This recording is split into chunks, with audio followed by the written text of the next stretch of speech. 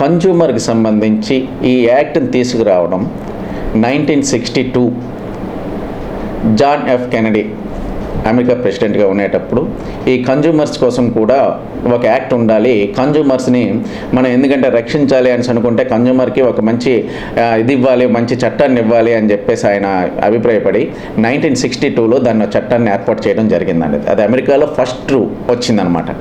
అయితే దానివల్ల ఎంతమంది అయితే లబ్ధి పొందారో అదంతా లిస్ట్ ఆయన చూసి వెరీ గుడ్, చాలా బాగుంది.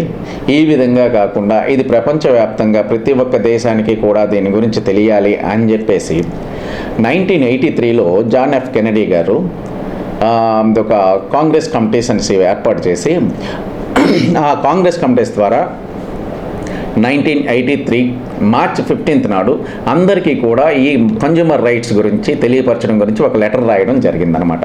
ప్రతి ఒక్క కంట్రీకి కూడా ఆ రోజు లెటర్లు రాసి ఆ రోజు పంపించడం జరిగింది. ఆ రోజు పంపించిన తర్వాత వాళ్ళందరూ కూడా అది అందుకని ఆ ఒక్క డేట్ని మార్చి 15, 1983లో జరిగిన ఆ డేట్ని ప్రపంచ వినియోగదారుల దినోత్సవంగా జరుపుకోవడానికి ప్రతి ఒక్క కంట్రీలో కూడా దీన్ని ముందుకు వచ్చింది. ఇండియాలో ఈ కన్జ్యూమర్ రైట్స్ యాక్ట్ వచ్చింది 1986లో.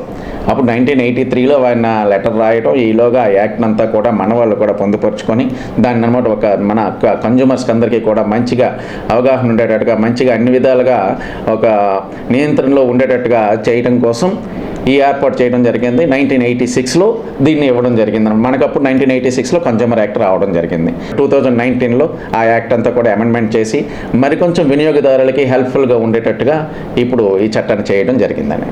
ఈ యాక్ట్ ఎందుకంటే ఇప్పుడు చాలా వరకు ప్రజలకు అందరికీ తెలుస్తుందండి. కన్జ్యూమర్ యాక్ట్ అనేది ఒక కన్జ్యూమర్ రైట్స్ ఉన్నది, దీనికోసం కోర్టులు ఉన్నాయి అని చెప్పేసి ఇప్పుడు చాలామందికి తెలుస్తుంది. వన్స్ అప్ అన్ టైం అయితే ఎవరికి తెలిసేది కాదు, కన్జ్యూమర్ కోర్టు అంటేనే తెలిసేది కాదు.